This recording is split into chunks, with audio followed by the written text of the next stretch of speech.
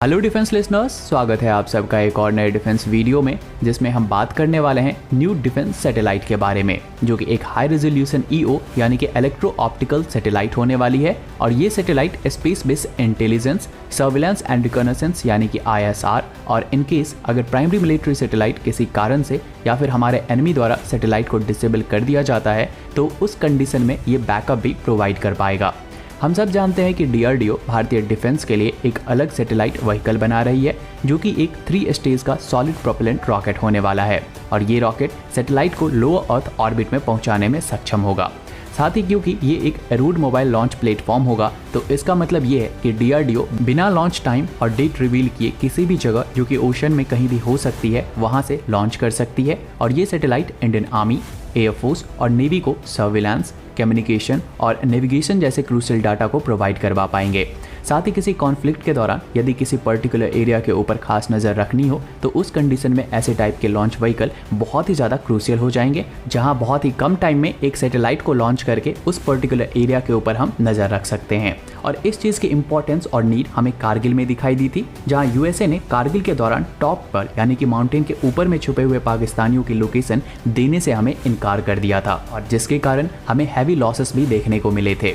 और उसके बाद भारत ने खुद का नाविक सिस्टम और मिलिट्री सैटेलाइट बनाने के ऊपर ध्यान दिया, और आज भारत के पास बहुत सारे डिफेंस सैटेलाइट मौजूद हैं, जिनमें कुछ ऐसे सैटेलाइट जो कि इंडियन डिफेंस के लिए बेहद ही इंपॉर्टेंट है। उनमें पहला सैटेलाइट है कैटोसैट 2A, जो कि भारत की फर्स्ट डेडिकेटेड मिलिट्री सैटेलाइट है, जिसे NTRO द्वारा ऑपरेट किया जाता है। और ये स्पेशली चाइना और पाकिस्तान द्वारा लॉन्च किए जाने वाले मिसाइल्स के ऊपर नज़र रखती है।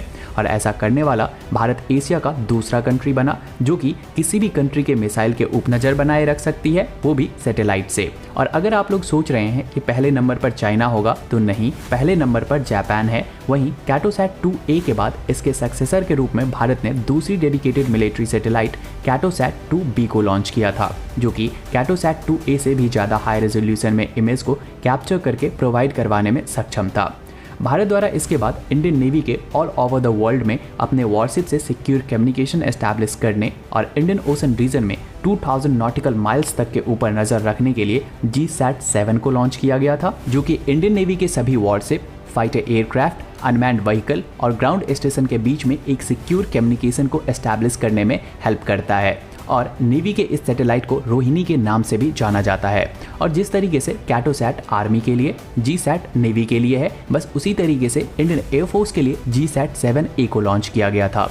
इंडियन एयरफोर्स का ये सैटेलाइट एंग्री बर्ड के नाम से भी जाना जाता है। और अगर इंडियन आर्मी को जरूरत पड़ती है तो इस सैटेलाइट को इंडियन आर्मी द्वारा भी ऑपरेट किया जाता है। ये सैटेलाइट इंडियन एयरफोर्स, आर्मी और कुछ हद तक नेवी के जो अनमैन्ड प्लेटफॉर्म है उसकी निर्भरता को ग्राउंड स्टेशन से कम करने और अटैक जैसे मिशन को पूरी दक्षता के साथ परफॉर्म करने में मदद करता है। नेक्स्ट सैटेलाइट भारत का एक स्पाई सैटेलाइट है, जिसकी मदद से भारतीय सेनाएं सीमा पार में हो रही आतंकी गतिविधियों के ऊपर नजर रखती है। और इस सैटेलाइट का नाम RISAT-2B है, जो कि एक रडार इमेजिंग सैटेलाइट है। वहीं इसके बाद की जो सैटेलाइट है उसे भारत का थर्ड आई बोला जाता है, क्योंकि ये 500 किलोमीटर के ऊपर से जमीन पर मौजूद 25 सेंटीमीटर तक के इमेज को हाई रेजोल्यूशन में क्लिक करने में सक्षम है। और ये वर्ल्ड का सबसे हाईएस्ट रेजोल्यूशन वाली सैटेलाइट में से एक है, और इसका नाम कैटोसैट 3 है। और इसी टाइप के एक और सैटेलाइट को भारत इस वक्त भेजने की तैयारी में भी है। वहीं DRDO खुद का डिफेंस सैटेलाइट व्हीकल जब बना लेगा तो 150 to 200 kg वाले स्मॉलर सैटेलाइट और नैनो सैटेलाइट, जो कि स्पाइंग के लिए काम में आएगी, उसे बिना किसी को बताए लॉन्च किया जा सकेगा। और ये आने वाले टाइम में यानी कि फ्यूचर में इंडियन डिफेंस के लिए बहुत बड़ी पावर बूस्टिंग का काम करेगा। तो इस सब के ऊपर आप सबका क्या राय है वो हमें कमेंट सेक्शन में जरूर बताएं। बाकी आज के इस वीडियो के लिए इतना ही। उम्मीद है आपको ये वीडियो इन्फॉर्मेटिव लगी होगी, और अगर लगी हो तो वीडियो को लाइक करें, शेयर करें, और चैनल पर नए हैं तो चैनल को सब्सक्राइब कर लें।